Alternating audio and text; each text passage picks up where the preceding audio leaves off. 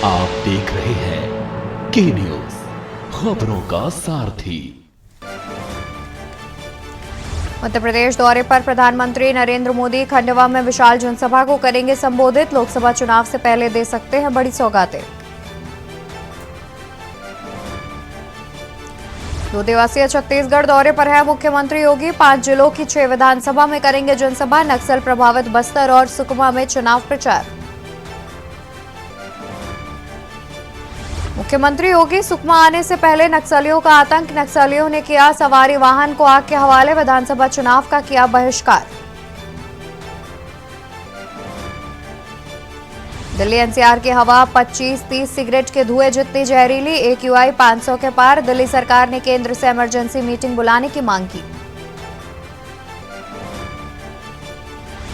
राजस्थान में कांग्रेस के 23 उम्मीदवारों की छठी लिस्ट जारी। मंत्री महेश जोशी का टिकट कटा। भरतपुर सीट आरएलडी के लिए खाली छोड़ी। आज भारत और साउथ अफ्रीका की टीम में जबरदस्त भिड़ंत। रोहित की ब्रिगेड की 8वीं जीत पर नजर। कोलकाता के ईडन गार्डन में खेला जाएगा मैच। आप देख रहे हैं के न्यूज, खबरों का सारथी। नमस्कार, स्वागत है आपका देश की बात में। मैं हूं आपके साथ अवंतिका अवस्थी। रुक करेंगे खबरों की ओर, जहां पर आज मध्य प्रदेश दौरे पर प्रधानमंत्री नरेंद्र मोदी मध्य प्रदेश दौरे पर रहेंगे। प्रधानमंत्री नरेंद्र मोदी खंडवा में विशाल जनसभा को करेंगे संबोधित। लोकसभा चुनाव से पहले प्रधानमंत्री दे सकते हैं बड़ी सौगातें। मध्य प्रदेश वासियों को लोकसभा चुनाव से पहले प्रधानमंत्री दे सकते हैं बड़ी सौगातें।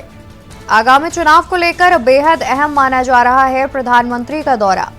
बता दें कि मध्य प्रदेश दौरे पर प्रधानमंत्री नरेंद्र मोदी, जहां पर खंडवा में विशाल जनसभा को संबोधित करते नजर आएंगे प्रधानमंत्री। साथ ही लोकसभा चुनाव से पहले कई बड़ी सौगातें भी दे सकते हैं। आगामी चुनाव को लेकर बेहद अहम माना जा रहा है प्रधानमंत्री का दौरा। इस खबर पर तमाम जानकारी के लिए मध्य प्रदेश से हमारे संवाददाता सुनील मालवीय हमारे साथ जुड़े हुए हैं। सुनील, प्रधानमंत्री का खंडवा दौरा है। खंडवा में एक विशाल जनसभा को संबोधित करते नजर आएंगे। साथ ही अनुमान लगाया जा रहा है कि कई बड़ी सौगातें भी दे सकते हैं। क्या कुछ जानकारी है? अनम्यूट कर लीजिए। जी बिल्कुल अवंतिका, मध्य प्रदेश में निश्चित तौर से चुनावी माहौल है और चुनावी माहौल में इस जो मध्य प्रदेश में जो देखा जा रहा है कि जो मोदी जी के चेहरे, प्रधानमंत्री नरेंद्र मोदी के चेहरे पर चुनाव लड़ा जा रहा है और इसी को लेकर इसी तारीख में लगातार प्रधानमंत्री मोदी के लगातार ताबड़तोड़ दौरे मध्य प्रदेश में हो रहे हैं। उनके साथ ही अन्य मंत्री हैं। केंद्रीय मंत्री पीयूष गोयल का भी आज मध्य प्रदेश दौरा है। कई केंद्रीय मंत्री, क्योंकि इस बार जो मध्य प्रदेश का जो चुनाव है, ये चुनाव अहम माना जा रहा है कि इस चुनाव को 2024 की रणनीति से भी जोड़कर देखा जाता है। जी सुनील, देखा जाए तो जिस प्रकार से मध्य प्रदेश में चुनाव से पहले अभी हाल ही में कुछ ऐसे मामले हुए थे जिसमें सियासत काफी गर्मा गई थी, जिसमें बीजेपी की छवि काफी धूमिल हुई है, तो क्या प्रधानमंत्री के जिस तरीके से ताबड़तोड़ मध्य प्रदेश में दौरे लगे हुए हैं एक के बाद एक, तो ये कहीं ना कहीं बीजेपी अपनी छवि को अच्छी बनाने के लिए इस प्रकार से प्रधानमंत्री के दौरे करवा रही है? जी बिल्कुल, देखिए निश्चित तौर से हाल में कुछ महीने पहले एक आदिवासी पेशाब कांड का जो मुद्दा है काफी गरमाया गया था। उस मुद्दे को लेकर आदिवासी वर्गों में काफी रोष व्यक्त था। देखा जाए तो जो बीजेपी के जो केंद्रीय मंत्री हैं, प्रधानमंत्री नरेंद्र मोदी का आज दौरा है, आदिवासी वर्ग में ही, आदिवासी बाहुल्य वर्ग में ही ताबड़तोड़ ये दौरे कर रहे हैं। तो इससे साफ देखा जा रहा है कि कहीं ना कहीं बीजेपी जो है आदिवासी और SC ST के जो वोट हैं और दलितों के जो वोट हैं उनको साधने में लग गई, क्योंकि भारी नाराजगी का सामना बीजेपी को उठाना पड़ा था उस वक्त जब विपक्ष ने सीधी पेशाब कांड हो, चाहे महाकाल रेप कांड हो, कहीं ऐसे जो मामला है उन मामलों को लेकर विपक्ष ने बीजेपी को घेरा था। बिल्कुल सुनील, देखा जाए तो जिस प्रकार से मध्य प्रदेश में बीजेपी की छवि धूमिल हुई है, तो कहीं ना कहीं भारतीय जनता पार्टी का ये प्लान है जिसके तहत प्रधानमंत्री जो है वो लगातार मध्य प्रदेश का दौरा कर रहे हैं। शुक्रिया आपका तमाम जानकारी हम तक पहुंचाने के लिए। तो आपको बता दें कि जिस प्रकार से मध्य प्रदेश में चुनाव आने वाले हैं और उससे पहले लगातार प्रधानमंत्री मध्य प्रदेश के ताबड़तोड़ दौरे कर रहे हैं, तो कहीं ना कहीं ये एक विशेष रणनीति मानी जा रही है, क्योंकि पिछले कुछ समय से मध्य प्रदेश में बीजेपी की छवि काफी धूमिल होती नजर आ रही है, जिसको देखते हुए कुछ इस प्रकार से विशेष योजना बीजेपी के द्वारा बनाई गई है। खबरों में आगे बढ़ेंगे, उससे पहले यहाँ रुकेंगे एक छोटी सी ब्रेक के लिए। आप के न्यूज खबरों का सारथी। तो ब्रेक से वापस आ चुके हैं, रुक करेंगे खबरों की ओर और अब बात करेंगे जहां पर मुख्यमंत्री योगी आदित्यनाथ के आज के कार्यक्रम के बारे में हम आपको बताएंगे। जहां मुख्यमंत्री योगी आदित्यनाथ 2 दिवसीय छत्तीसगढ़ दौरे पर हैं। बता दें कि मुख्यमंत्री योगी आदित्यनाथ अपने 2 दिवसीय छत्तीसगढ़ दौरे पर हैं, जहां पर मुख्यमंत्री के छत्तीसगढ़ दौरे का है आज दूसरा दिन। 5 जिलों की 6 विधानसभा में जनसभा करेंगे मुख्यमंत्री। आज सुकमा और बस्तर में जनसभा करेंगे सीएम योगी आदित्यनाथ। आज सीएम योगी आदित्यनाथ राजनांदगांव में भी करेंगे रोड शो। नक्सल प्रभावित बस्तर और सुकमा में करेंगे चुनाव प्रचार। सीएम योगी आदित्यनाथ की छत्तीसगढ़ में होनी है जनसभाएं। सीएम योगी आदित्यनाथ का आज का कार्यक्रम हम आपको बता दें, जहां पर मुख्यमंत्री योगी आदित्यनाथ अपने 2 दिवसीय छत्तीसगढ़ दौरे पर हैं, जहां पर मुख्यमंत्री योगी आदित्यनाथ का दूसरा दिन है। छत्तीसगढ़ दौरे का आज मुख्यमंत्री का दूसरा दिन है, जिसमें मुख्यमंत्री तमाम जनसभाओं को संबोधित करते नजर आएंगे। 5 जिलों की 6 विधानसभा में जनसभा करेंगे सीएम योगी आदित्यनाथ, जिनमें से आज सुकमा और बस्तर में जनसभा करेंगे सीएम योगी। आज सीएम योगी राजनांदगांव में करेंगे रोड शो। नक्सल प्रभावित बस्तर और सुकमा में करेंगे चुनाव प्रचार। सीएम योगी आदित्यनाथ की छत्तीसगढ़ में होनी है जनसभाएं। तो इसी खबर पर छत्तीसगढ़ से हमारे संवाददाता विकास अंभोरिया हमारे साथ जुड़े हुए हैं। विकास, आपसे जानना चाहेंगे कि आज छत्तीसगढ़ दौरे का दूसरा दिन है, जिसमें तमाम जनसभाएं मुख्यमंत्री योगी संबोधित कर सकते हैं।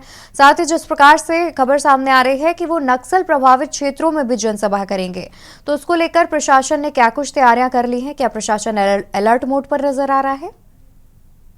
देखिए, सबसे पहले तो मैं आपको बता दूं, छत्तीसगढ़ प्रदेश में 20 सीटों पे पहले चरण में मतदान होना है, जहां 12 जो सीट है वो बस्तर में है। उसके अलावा राजनांदगांव, डौंडी लोहारा, इधर जो कुल मिला के टोटल 20 सीटों में चुनाव होना है। इसको लेकर जो बड़े राजनीतिक जो स्टार प्रचारक के रूप में कई बड़े दिग्गज नेता बस्तर में लगातार दौरे कर रहे हैं। इसी प्रकार योगी आदित्यनाथ का भी 2 दिवसीय जो है बस्तर में दौरा था।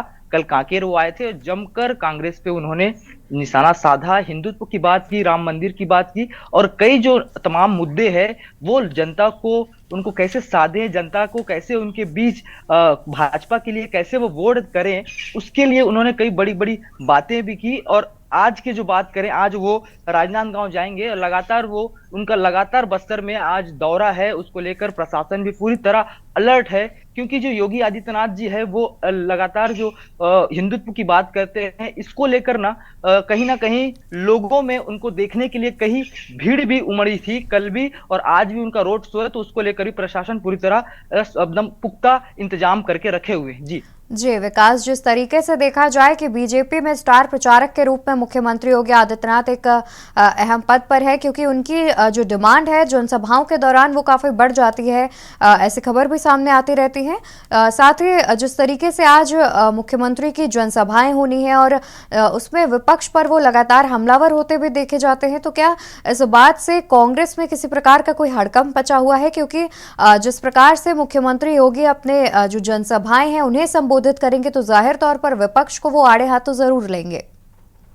जी देखिए, निश्चित रूप से जिस तरीके से योगी आदित्यनाथ हमेशा से हिंदुत्व की बात करते हैं, राम मंदिर की बात करते हैं, और कल जैसे कि मैं खुद सभा में था, हमने पूरा कवरेज किया, तो उनका कहना था कि छत्तीसगढ़ में जो माइनिंग घोटाला है, माइनिंग घोटाले के बाद पहली बार देखा गया कि गाय के गोबर का भी जो घोटाला अगर हुआ है तो कांग्रेस की सरकार छत्तीसगढ़ में उन्होंने ऐसा किया है। तो निश्चित ही कहीं ना कहीं जो है कांग्रेस पे वो लगातार विपक्ष को है जो लगातार वो हमलावर रहते हैं योगी आदित्यनाथ। और आज के अगर दौरे की बात करें तो आज भी उनकी लगातार 4 से 5 सभाएं हैं, वो लगातार कहीं ना बस्तर में वो जाएंगे, सुकमा जाएंगे, इधर राजनांदगांव, तो उनका कहीं ना कहीं बस्तर में जो दौरा है वो अहम माना जा रहा है। जी बिल्कुल, जिस तरीके से देखा जाए तो बस्तर में दौरा बेहद अहम माना जा रहा है मुख्यमंत्री का, और चुनाव से पहले तमाम जितनी भी जनसभाएं हैं वो भी अहम मानी जा रही है। और साथ ही देखा गया है, जैसा कि आपने भी बताया, कि मुख्यमंत्री ने कल भी जितनी जनसभाएं की थी उसमें कांग्रेस पर जमकर आरोप लगाए, तंज कसे। बहुत शुक्रिया विकास आपका तमाम जानकारी हमारे साथ साझा करने के लिए। तो आपको बता दें कि छत्तीसगढ़ दौरे का दूसरा दिन है। मुख्यमंत्री योगी आदित्यनाथ अपने छत्तीसगढ़ दौरे के दूसरे दिन पर हैं, जहां पर आज कई जनसभाओं को संबोधित करते नजर आएंगे मुख्यमंत्री। साथ ही छत्तीसगढ़ दौरे का दूसरा दिन है आज मुख्यमंत्री का, और तमाम जितनी भी जनसभाएं हैं उन्हें संबोधित करेंगे। 5 जिलों की 6 विधानसभा में जनसभा करेंगे।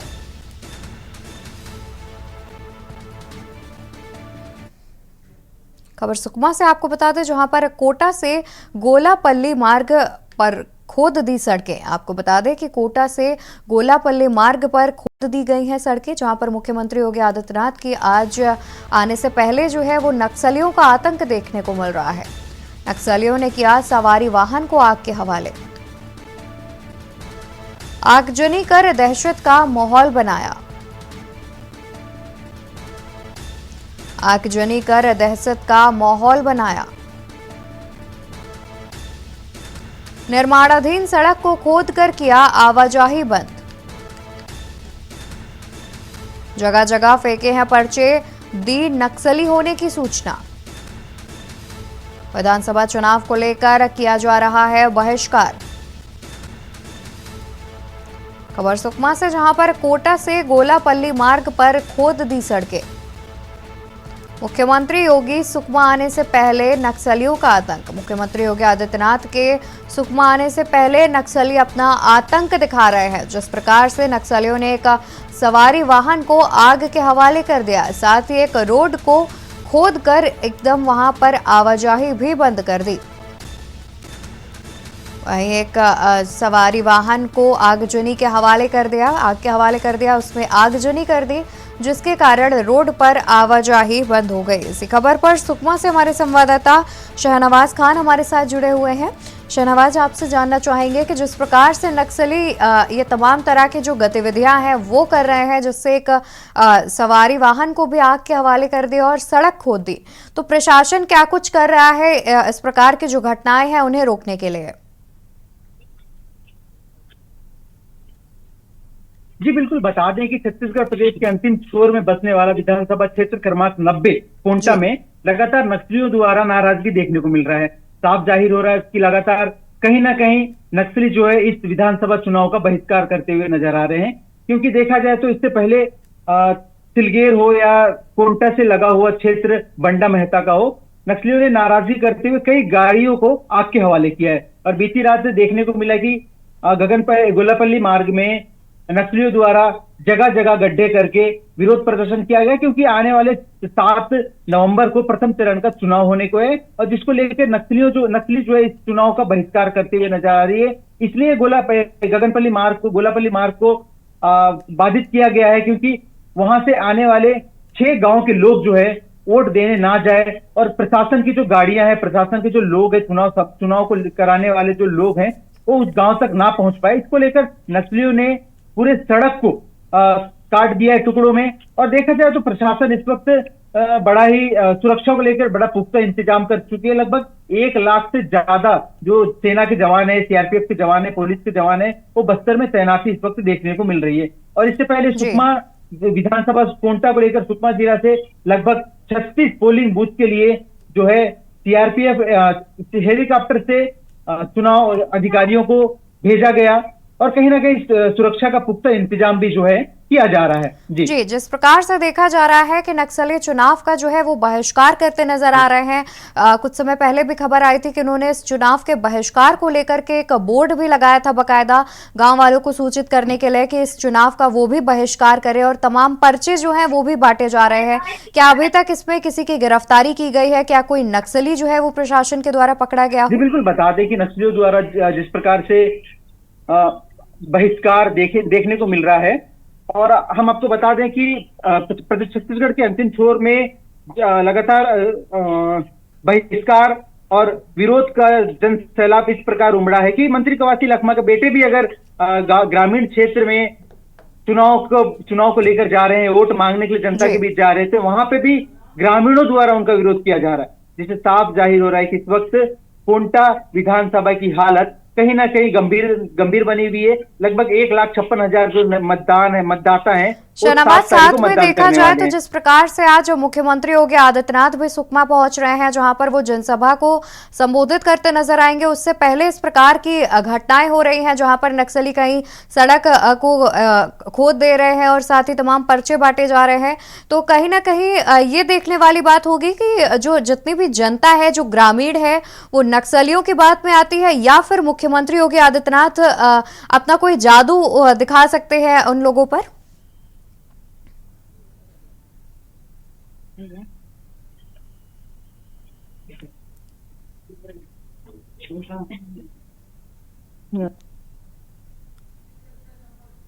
तो हमारे संवाददाता से हमारा संपर्क नहीं हो पा रहा है।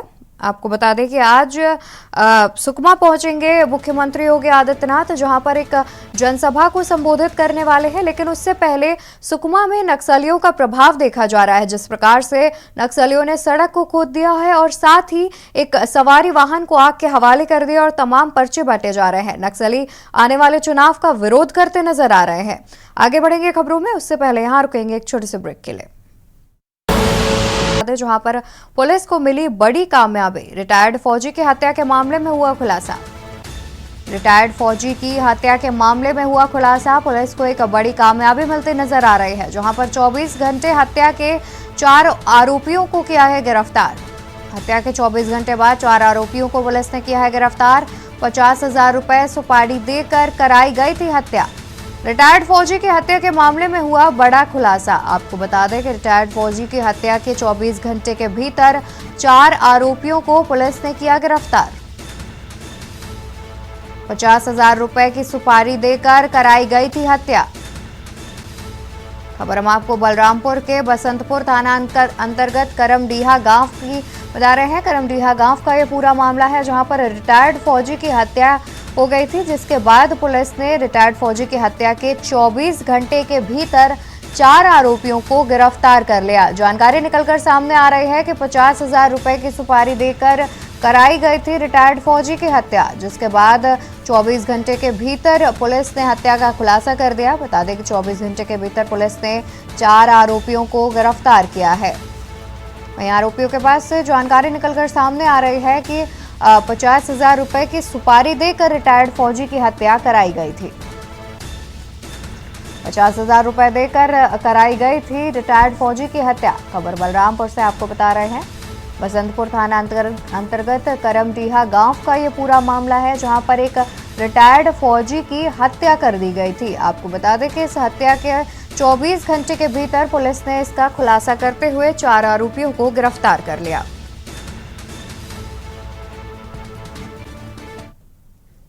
आगे बढ़ेंगे खबरों में। खबर आपको बलौदा बाजार से बता दें, जहां पर जिला पंचायत सदस्य कांग्रेस से निष्कासित। जिला पंचायत सदस्य कांग्रेस से हुए निष्कासित। कांग्रेस पार्टी ने किया 6 वर्षों के लिए निष्कासित। कांग्रेस पार्टी ने 6 वर्षों के लिए किया निष्कासित। कांग्रेस से बागी होकर निर्दलीय चुनाव लड़ रहे गोरलाल। कसडोल विधानसभा से निर्दलीय चुनाव लड़ रहे गोरलाल।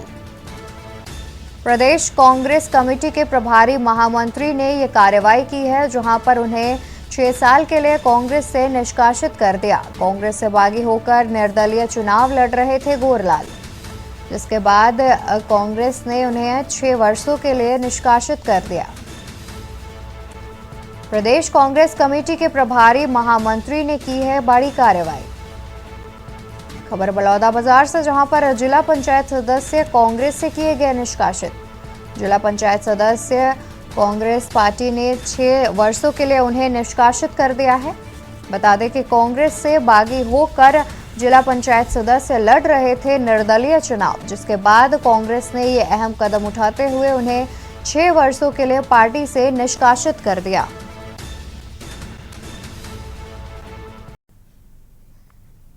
भाजपा कार्यालय जांजगीर में भाजपा ने प्रेस वार्ता आयोजित कर भाजपा की घोषणा को ऐतिहासिक बताया, जहां भाजयुमो के पूर्व प्रदेश अध्यक्ष और भाजपा के प्रदेश कार्य समिति सदस्य अनुराग सिंहदेव ने मीडिया से बात करते हुए घोषणा पत्र के संबंध में कहा कि प्रदेश में यदि भाजपा की सरकार बनती है तो उन्हें धान का 3100 रुपए समर्थन मूल्य दिया जाएगा, जो देश के इतिहास में कभी नहीं हुआ। उन्होंने कहा कि तेंदुपत्ता संग्राहकों को प्रति मानक बोरा 5500 रुपए और बोनस 4500 रुपए दिया जाएगा।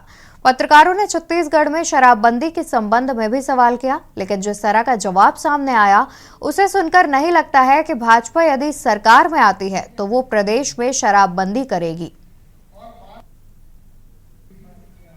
देश के इतिहास में पहली बार जो हमारे धान किसान हैं, पैडी के फार्मर्स हैं, उनके लिए हमने 3100 रुपया ये रेट तय किया है। धान का एक मुश्त में देंगे ये तय किया है और 21 क्विंटल खरीदेंगे ये तय किया है। ये भारत में पहली बार होने जा रहा है और इसलिए मैं किसानों को छत्तीसगढ़ के बधाई देना चाहता हूँ। हमारी माताओं और बहनों को एम्पावर करने के लिए, क्योंकि मोदी जी डे वन से इस पर काम कर रहे हैं लगातार कि माताओं बहनों को कैसे सशक्त किया जाए, उनको कैसे आगे बढ़ाएं। अब छत्तीसगढ़ में जो योजना आरंभ की गई है, उस योजना में जो घोषणा हुई है उसमें 12,000 रुपया प्रत्येक विवाहित महिला को भारतीय जनता पार्टी की आने वाली सरकार देगी। रुकेंगे एक छोटे से ब्रेक के लिए। का सारथी ब्रेक से वापस आ गए हैं, रुक करेंगे खबरों की ओर, जहां पर वैशाली नगर विधानसभा कांग्रेस की टिकट से नाराज चल रहे एडवोकेट अजहर अली ने आखिरकार अपना नामांकन आरपीआई पार्टी से भर दिया। आइए जानते हैं अजहर अली ने किन किन मुद्दों को लेकर हमारे संवाददाता सादिक रजा से की खास बातचीत। वैशाली नगर विधानसभा में यहाँ जो उपेक्षा हुई है, इसमें यहाँ पर कोई विकास कार्य नहीं हुआ, तो विकास के ही मेन मुद्दे हैं स्वास्थ्य और शिक्षा के लिए। विकास में सड़क नाली और उसके साथ साथ सामुदायिक भवन, यहाँ के लोगों के लिए अंतिम संस्कार के लिए व्यवस्था करना, कब्रिस्तान, और यहाँ पे गार्डन बहुत कम है, गरीब बस्ती ज़्यादा है और गार्डन बहुत कम है। इसके साथ साथ यहाँ पे खेलने के लिए बच्चों के लिए बैडमिंटन कोर्ट वगैरह नहीं है, स्विमिंग पूल वगैरह की जो निःशुल्क मिलना चाहिए, गरीब लोग को भी समान रूप जीने का अधिकार है। और उसके बाद में क्रिकेट ग्राउंड वगैरह भी, स्टेडियम नहीं है ठीक ठाक, और उसके साथ साथ लोगों के लिए, बुजुर्ग लोगों के लिए शांत सदन वगैरह नहीं है। तो वो सबके साथ साथ तालाब सुंदरीकरण, ब्रिज और जो रोजमर्रा की मूलभूत सुविधाएं हैं वो सबको ध्यान भूमि कांग्रेस से जुड़ी हुई। आपने तत्काल निर्दलीय प्रत्याशी के रूप में अपना नामांकन भरा, तो इससे कांग्रेस को नुकसान होगा, ये आपने क्या सोच के भरा? मैं कांग्रेस में रहा, लेकिन यहाँ पर कांग्रेस ने न्याय नहीं किया टिकट वितरण में, और उस कारण से जनता रुष्ट थी और लोगों का बीच में आक्रोश था। और मैं अल्पसंख्यक समुदाय से था और उसमें बहुत सारा, पहले 4 विधायक हो गए थे छत्तीसगढ़ अल्पसंख्यक समाज से, बाद में 3 हुए, 2 हुए, अभी एक जो अल्पसंख्यक सीट थी उसमें भी अल्पसंख्यक को टिकट नहीं मिला। तो हमारे समाज वाले के द्वारा रोष किया गया और बहुत ज़्यादा जगह, बहुत जगहों बैठकें हुई। तो उसमें जो पिछड़ा वर्ग था, दलित समाज था, उनकी भी बैठकें हुई, उनको भी सम्मानजनक सीटें नहीं मिली थी। तो उनका सबका समर्थन होने से प्लस में कांग्रेस को द्वारा वकील लोगों को भी टिकट नहीं दिया गया। एक वकील भी, पढ़ा लिखा आदमी भी अच्छा राजनीतिक व्यक्ति बन सकता है, चुनाव जीत सकता है। तो वकील समाज और बहुत सारे समाजों के द्वारा मुझे प्रेरित किया गया कि आप चुनाव लड़े, हम आपके साथ हैं। पिछड़ा वर्ग और छत्तीसगढ़ हमारा समाज और रिपब्लिकन पार्टी ऑफ इंडिया, सनातन जो वो बाबा साहब अम्बेडकर मानने वाले सतनामी समाज और बौद्ध समाज के द्वारा, तो हमें ईसाई धर्म का भी समर्थन प्राप्त है। तो सभी के निवेदन पर हम लड़ रहे हैं। ये मैं नहीं, जनता लड़ रही है, ईसाई जनता, क्योंकि यहाँ पर जो प्रत्याशी उतारा गया है उसका घर भिलाई नगर विधानसभा में नहीं आता है।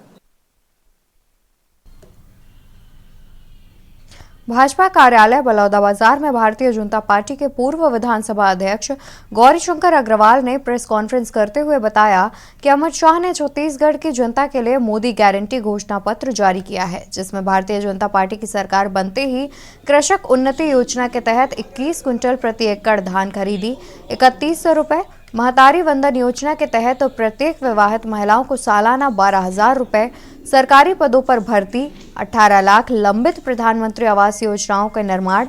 इसके अलावा 17 घोषणा को मोदी गारंटी घोषणा बताया। साथ ही प्रदेश में भाजपा की सरकार बनने का दावा भी किया।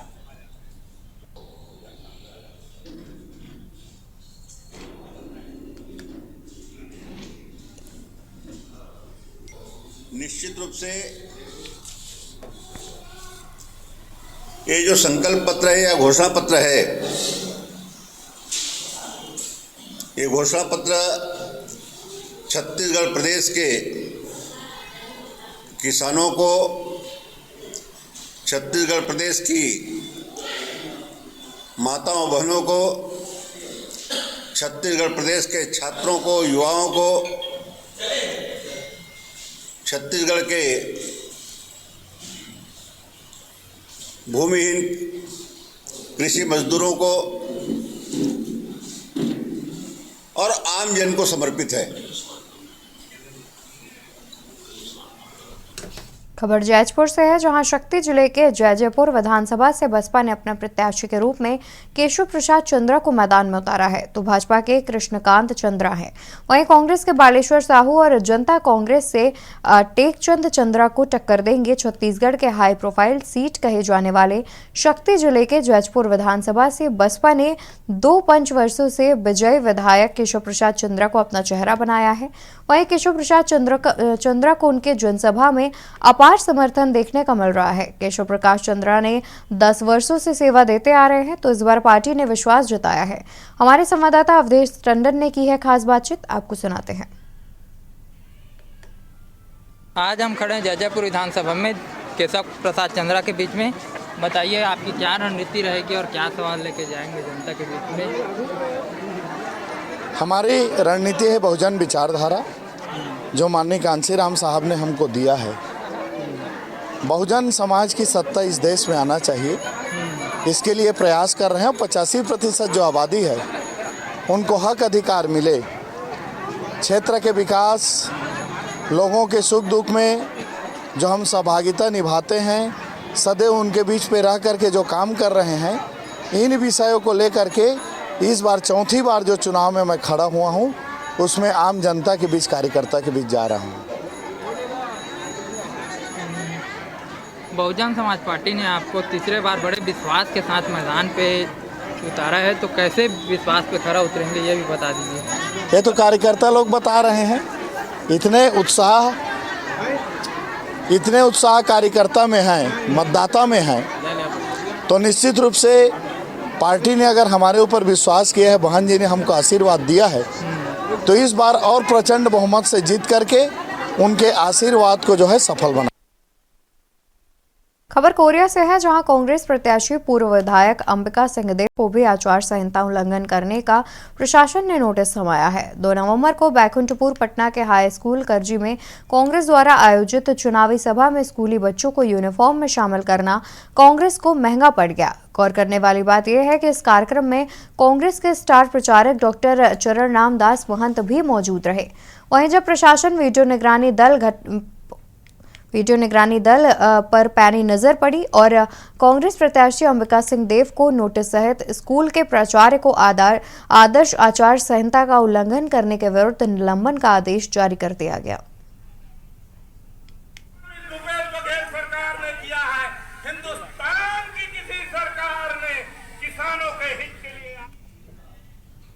खबर गुंडरदेही विधानसभा से है, जहां कांग्रेस प्रत्याशी कुंवर सिंह निषाद का सघन जनसंपर्क और मतदाताओं के बीच सीधे पहुंचकर उनकी समस्याओं को जानने का दौर जारी है। कांग्रेस के घोषणा पत्र के आते ही कांग्रेस प्रत्याशियों में एक नई विश्वास की लहर दौड़ पड़ी है।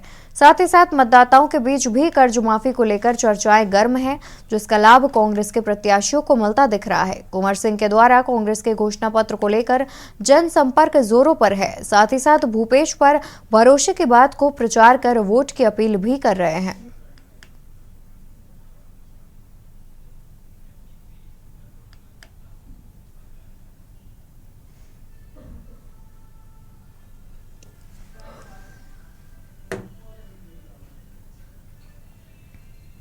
बिलासपुर विधानसभा क्षेत्र में इस बार भाजपा, कांग्रेस और जेसीसी पार्टी के साथ ही आप पार्टी भी चुनावी रेस में शामिल हो गई है। विधानसभा चुनाव में आप पार्टी ने उज्ज्वला कराडे को अपना प्रत्याशी घोषित किया है। उज्ज्वला कराडे पेशे से डॉक्टर हैं, जो पहले से मरीजों की सेवा करते आ रही हैं। वहीं बिलासपुर की दशा को देखते हुए अब वे क्षेत्र की जनता की सेवा करने और बिलासपुर में बेहतर विकास करने के लिए घर घर जाकर संपर्क कर रही हैं। आप पार्टी के प्रत्याशी उज्ज्वला कराडे ने कहा कि भाजपा और कांग्रेस के कार्यकाल में विकास के नाम पर जनता को सिर्फ ठगा गया है।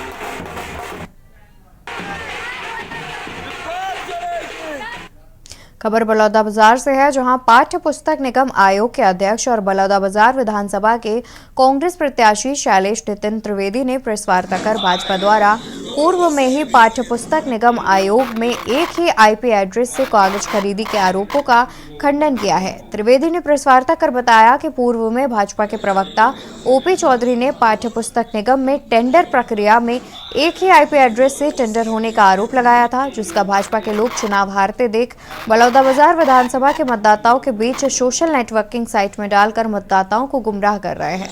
जबकि 4 प्रदेशों से टेंडर भरा गया था, तो भाजपा द्वारा आरोप लगाया गया निराधार है।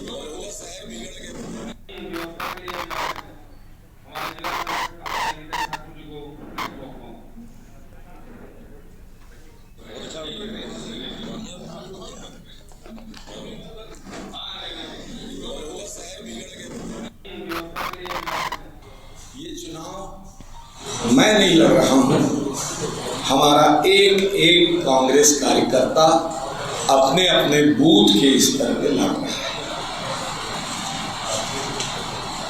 जन समर्थन जो मिल रहा है वो अभूतपूर्व है।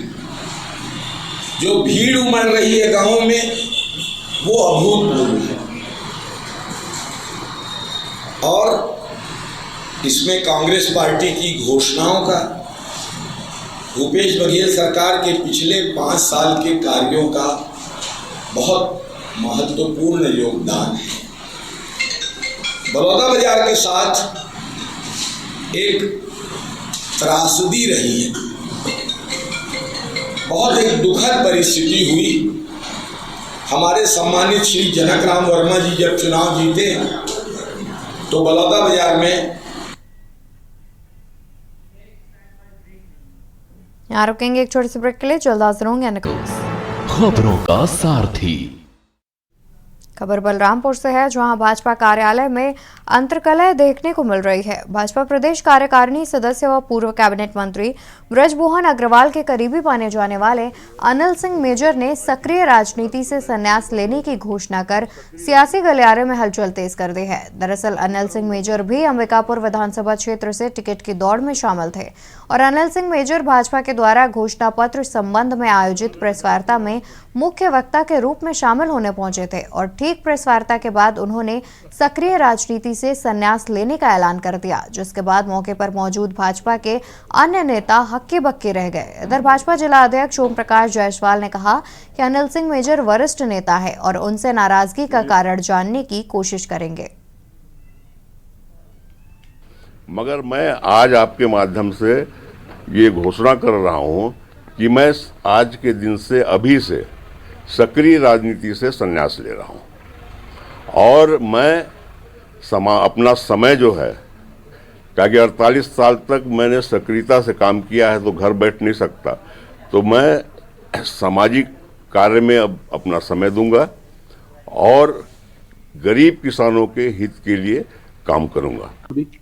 आपने गलत सुना कि उन्होंने राजनीतिक जीवन, सक्रिय राजनीति से उन्होंने बोला है कि हम संन्यास ले रहे हैं। बाकी भारतीय जनता पार्टी का सिपाही हैं, उन्होंने कहा भारतीय जनता पार्टी के कार्यक्रम में भाग भी लेंगे, भारतीय जनता पार्टी के कार्यकर्ता के रूप में अपना पूरा काम करेंगे। प्रधानमंत्री मोदी जी के चुनाव, लोकसभा चुनाव में भी वो काम करेंगे, ऐसा उन्होंने कहा। देखिए, मेजर साहब बहुत ही वरिष्ठ नेता हैं, उनसे हम सभी लोग आग्रह करेंगे और भारतीय जनता पार्टी के प्रदेश नेतृत्व भी आग्रह करेगा और उनसे पुनर्विचार करने के लिए उनसे सभी पहले की तरह सक्रिय रहेंगे।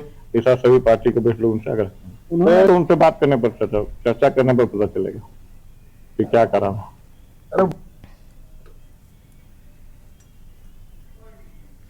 खबर दंतेवाड़ा से है, जहां केंद्रीय गृह मंत्री अमित शाह ने प्रदेश भाजपा मुख्यालय में छत्तीसगढ़ विधानसभा चुनाव के लिए मोदी गारंटी 2023 लॉन्च किया। भाजपा का संकल्प पत्र प्रेस वार्ता को संबोधित करते हुए भाजपा के पूर्व विधायक डॉक्टर सुभाव कश्यप ने कहा कि भाजपा जो कहती है वो करती है। हमने इस संकल्प पत्र में जो घोषणाएं की हैं वो पूरी ईमानदारी के साथ लागू की जाएंगी, समय सीमा में भी लागू की जाएंगी और पूरी तरह से लागू की जाएंगी।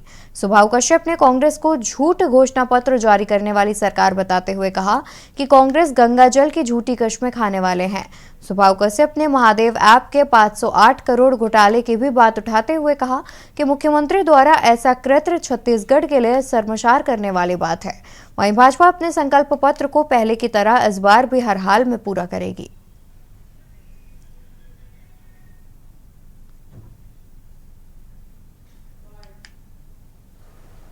तो इसको इसलिए जो युवा हमारा जो महिलाओं का मान सम्मान बना रहे, नारी सशक्तिकरण की हम लोग बात करते हैं। आपने देखा अभी 33% आरक्षण मोदी सरकार ने भी उसको पूरा किया है, महिला आरक्षण। हम केवल नारी सशक्तिकरण की बात नहीं करते हैं, उस दिशा में बेहतर काम कैसे हो सकता है उसके लिए योजना और उसके लिए जो भी व्यवस्था बन सकती है भारतीय जनता पार्टी करती है। आपने देखा 33% आरक्षण, हम लंबे समय से उसके लिए संघर्ष करते रहे और अभी हाल ही में राज्यसभा लोकसभा में पास करके हमने उसको साबित कर दिया।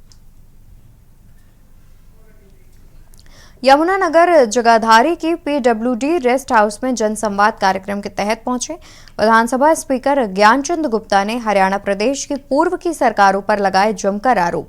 साथ ही कहा कि भाजपा सरकार से पहले जितनी भी सरकारें रही हैं उन्होंने अंबाला, पंचकुला और यमुनानगर का विकास नहीं किया, केवल मुख्यमंत्री ने अपने अपने हलका और क्षेत्र का विकास किया है। प्रेस वार्ता के दौरान बातचीत करते हुए विधानसभा स्पीकर ने पूर्व की सरकारों पर जमकर हल्ला बोला।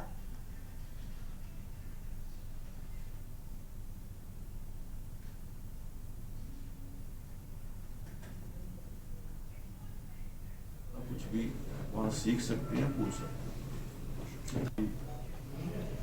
पत्रकार बंधुओं का, छायाकार बंधुओं का, इलेक्ट्रॉनिक मीडिया के सभी साथियों का हार्दिक स्वागत। सीखने की देखिए, मैं विधानसभा के बारे में तो शायद मैं कर ही नहीं पाया, आपने पूछा भी नहीं। हमने विधानसभा के अंदर बहुत बड़े परिवर्तन किए हैं। जैसे आपने ई विधानसभा की बात की, हमने ई विधानसभा की जो प्रक्रिया है लगभग 2 साल पहले शुरू की थी।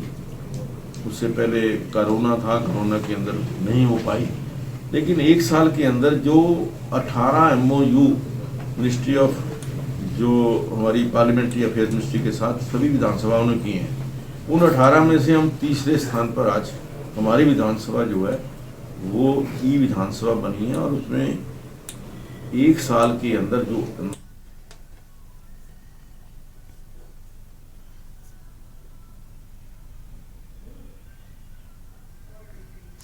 कुरुक्षेत्र शहर के बीचों बीच 10 एकड़ में बने थीम पार्क की जगह में 3 एकड़ जमीन पुरातत्व विभाग को सिख संग्रहालय बनाने के लिए देने का विरोध शुरू हो गया है।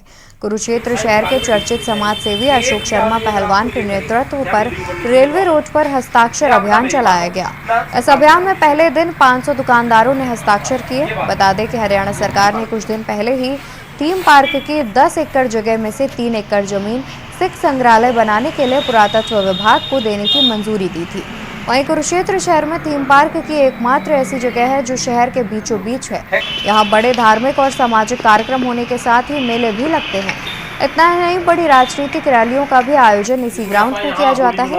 ऐसे में लोगों का कहना है कि थीम पार्क की जगह में से अगर 3 एकड़ जगह दी गई तो थीम पार्क सिकुड़ जाएगा और वहाँ बड़े कार्यक्रम आयोजित नहीं किए जा सकेंगे। तो इसके लिए अपन एक अभियान चला रखा, डीसी साहब को देंगे बाद में। ये भी आप किसी फोन नंबर पे फोन करके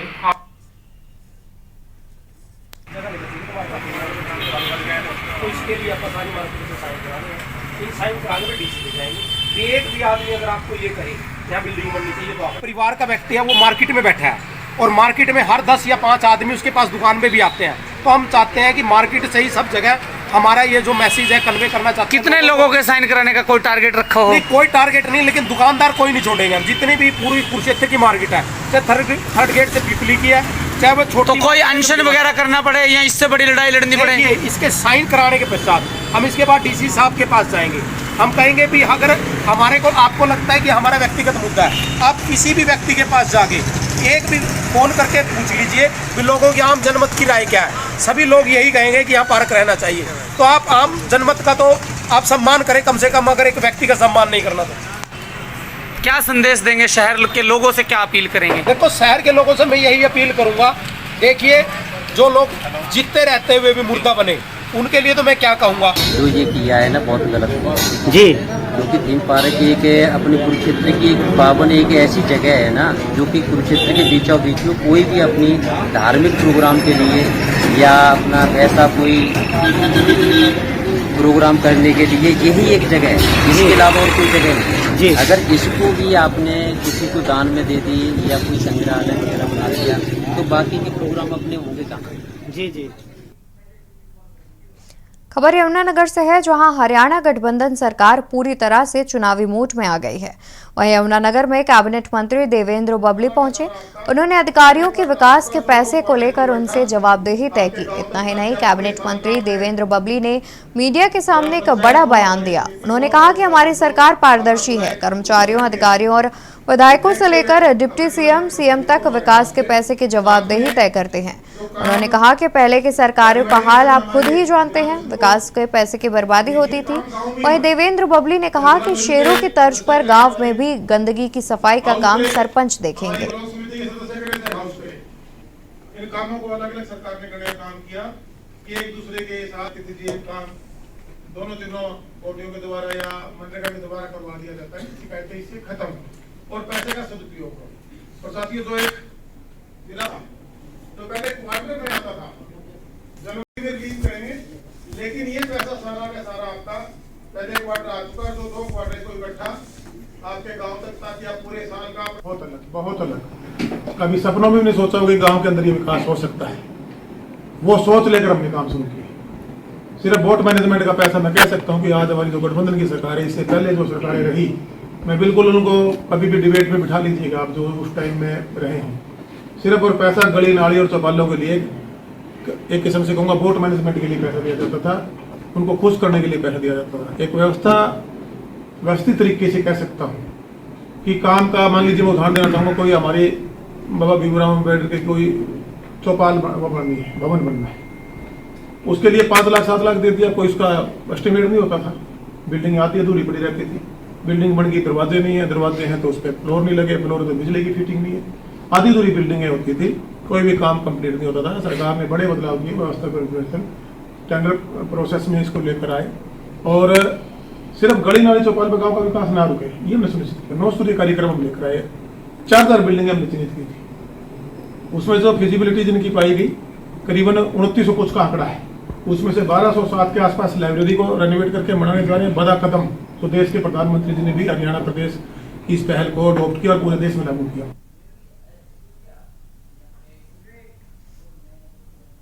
रहे हैं के न्यूज़, खबरों का सारथी। ब्रेक से वापस आ चुके हैं। इसी बीच अम्बेडकर नगर से खबर सामने आ रही है। अम्बेडकर नगर से खबर हम आपको बता दें, अम्बेडकर नगर से खबर हम आपको बता दें, जहां अनियंत्रित पिकअप की टक्कर से पलटा ऑटो। ऑटो पलटने से 2 महिलाओं की हुई दर्दनाक मौत, 3 अन्य घायलों को पहुंचाया गया अस्पताल। कमरिया घाट सरयू नदी के तट पर स्नान करने जा रहे थे श्रद्धालु, जिस वक्त यह हादसा हो गया। बता दें कि कमरिया घाट सरयू नदी के तट पर स्नान करने जा रहे थे श्रद्धालु। रविवार की सुबह हुई घटना से मची अफरा तफरी। थानाध्यक्ष इंस्पेक्टर बेचू सिंह मौके पर पहुंचे। राजेश सुल्तानपुर के कमरिया घाट के निकट हुआ हादसा।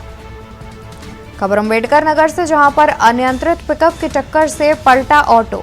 अनियंत्रित पिकअप की टक्कर से ऑटो पलट गया, जिस वजह से महिलाओं की दर्दनाक मौत हो गई। 2 महिलाओं की मौके पर दर्दनाक मौत हो गई, वहीं 3 अन्य घायलों को अस्पताल पहुंचाया गया है।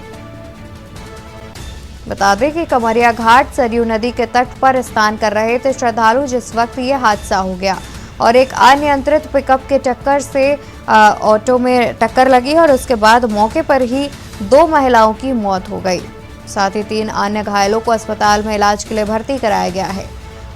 वहीं घटना के बाद थाना अध्यक्ष इंस्पेक्टर बेचू सिंह मौके पर पहुंचे। राज्य सुल्तानपुर के कमरिया घाट के पास हुआ हादसा। बता दें कि अनियंत्रित पिकअप की टक्कर से ऑटो पलट गया, जिसमें सवार 2 महिलाओं की दर्दनाक मौत हो गई, वहीं 3 अन्य लोग घायल बताए जा रहे हैं। घायलों को इलाज के लिए पहुंचाया गया अस्पताल। कमरिया घाट सरयू नदी के तट पर स्नान कर रहे थे, माफ कीजिएगा, स्नान करने जा रहे थे श्रद्धालु, जिस वक्त यह हादसा हुआ।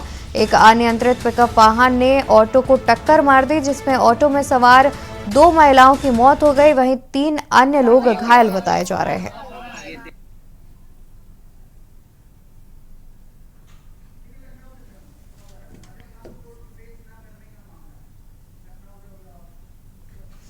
और इसी बीच राजधानी लखनऊ से खबर हम आपको बता दें, जहां पर आजम खान को कोर्ट में न पेश करने का मामला। आजम खान को कोर्ट में पेश न करने का मामला हम आपको बता रहे हैं। कोर्ट में पेश न करने पर एमपी एमएलए कोर्ट हुई नाराज। एमपी एमएलए कोर्ट के विशेष जज ने डीजीपी को लिखा पत्र। अगली तारीख पर कोर्ट में सुनिश्चित कराने को लिखा पत्र। कोर्ट में आजम की पेशी सुनिश्चित कराने को लिखा पत्र। सरकारी लेटर हेड मोहर के गलत इस्तेमाल का मामला। मामले में अभियोजन की गवाही हो चुकी है पूरी। मामले में अब आजम खान के दर्ज होने हैं बयान। सीतापुर जेल के अफसरों ने पेश करने से किया इनकार। इसी खबर पर तमाम जानकारी के लिए हमारे साथ संवाददाता भरत सेठी जुड़े हुए हैं। भरत, खबर मिल रही है कि सीतापुर जेल के अफसरों ने आजम खान को कोर्ट में पेश करने से इनकार कर दिया है, क्या कुछ जानकारी है? देखिए, बिल्कुल आजम खान के बयान होने थे, इसको लेकर सीतापुर पुलिस जेल की उन्होंने साफ तौर पर उनकी सुरक्षा को लेकर मना कर दिया कि कैसी बात ना हो जाए, जिसको लेकर पेश किया जाए कोर्ट पर। हो सकता है जो अब इनके बयान दर्ज होंगे वो। जी भरत, आपकी आवाज साफ तौर पर नहीं आ पा रही है, तो हमारे संवाददाता से हमारा संपर्क नहीं हो पा रहा है। बता दें कि आजम खान को कोर्ट में पेश ना करने से एमपी एमएलए कोर्ट नाराज चल रही थी, जिसके बाद उन्हें कोर्ट में पेश करने की बात सामने आई है।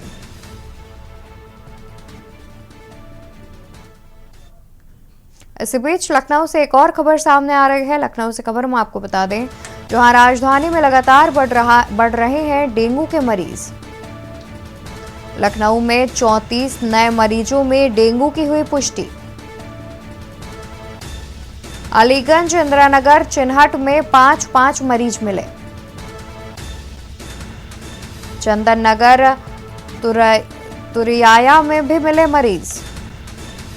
सरोजनी नगर और सिल्वर जुबली में भी मिले डेंगू के 3 मरीज। ऐशबाग में 2 मरीज मिले, वहीं मलिहाबाद में 1 मिला डेंगू का मरीज। एनके रोड, रेड क्रॉस में 1 डेंगू के मरीज मिले। पिछले 15 दिनों में डेंगू के 500 से अधिक मरीज मिले। खबर राजधानी लखनऊ से, जहां पर लगातार बढ़ रहे हैं डेंगू के मामले। बता दें कि लखनऊ में 34 नए मरीजों में डेंगू की पुष्टि की गई है। वहीं अलीगंज, इंदिरानगर और चिन्हट में 5 डेंगू के मरीज मिले। वहीं चंदन नगर और तुरियाया गांव में 4 डेंगू के मरीज मिले। सरोजनी नगर और सिल्वर जुबली में डेंगू के 3 मरीज मिले। ऐशबाग में 2 मरीज मिले, वहीं मलिहाबाद में 1 डेंगू का मरीज मिला। एनके रोड और रेड क्रॉस में भी एक डेंगू का मरीज मिला। इसी खबर पर तमाम जानकारी के लिए हमारे साथ संवाददाता भरत सेठी जुड़े हुए हैं। भरत, जिस तरह से डेंगू के मामले तेजी से बढ़ रहे हैं और साथ ही रोज नए मामले सामने आ रहे हैं, उसको लेकर के क्या कुछ इंतजाम किए जा रहे हैं प्रशासन के द्वारा? क्या लगातार नगर निगम जो है वो फॉगिंग कर रहा है? देखिए, बिल्कुल बता दें कि डेंगू का जो ग्राफ है वो कम होने की बजाय लगातार उसका बढ़ता जा रहा है। लगातार जो राजधानी के आंकड़ों की बात करें, 30 से ऊपर जो आंकड़े हैं लगातार आ रहे हैं। 34, 35, 36 जो आंकड़े हैं प्रतिदिन सामने आ रहे हैं। इसमें से अधिकतर लोगों को ऐसी कंडीशन है कि हॉस्पिटल में एडमिट करना पड़ रहा है। वहीं अगर नगर निगम की बात करें, नगर निगम छिड़काव की बात तो कर रहे हैं, लेकिन अभी भी तमाम ऐसे लखनऊ के जो भी नए ग्रामीण क्षेत्र में इलाके आए हैं नगर निगम में, वहां पर अभी तक छिड़काव देखने को नहीं मिला है। लेकिन अगर बात करें ग्रामीण क्षेत्रों की, तो ग्रामीण क्षेत्रों में अधिकतर जो बीमारियां हैं वो फैलती दिख रही हैं। जिस तरीके से बंथरा क्षेत्र में डेंगू का कहर जारी है, कहीं ना कहीं मोहनलालगंज के ग्रामीण क्षेत्र में वायरल बुखार का भी कहर जारी है। तो कहीं ना कहीं ये साफ तौर पर कहा जा सकता है कि नगर निगम की लापरवाही है। और हॉस्पिटल के इंतजाम की बात करें तो तमाम हॉस्पिटलों में भी इंतजाम देखे जा रहे हैं। और डेंगू के जो वार्ड, जो बेड थे, उसकी संख्या में भी इजाफा कर दिया गया है। लेकिन डेंगू के बढ़ते आंकड़े कहीं ना कहीं स्वास्थ्य विभाग की भी चिंता को बढ़ा रहे हैं। जी बिल्कुल भरत, जिस तरह से देखा जाए तो वाकई जो डेंगू का ग्राफ है वो बहुत तेजी से बढ़ रहा है। शुक्रिया आपका तमाम जानकारी हम तक पहुंचाने के लिए। तो बता दें कि राजधानी लखनऊ में लगातार डेंगू का जो ग्राफ है वो बढ़ता नजर आ रहा है, जिसको लेकर कई कुछ इंतजाम भी किए गए हैं, जहां पर अस्पतालों में बेडों की संख्या भी बढ़ाई जा रही है। देश की बात में फिलहाल के लिए बस इतना ही। आप देखते रहिए के न्यूज़ इंडिया।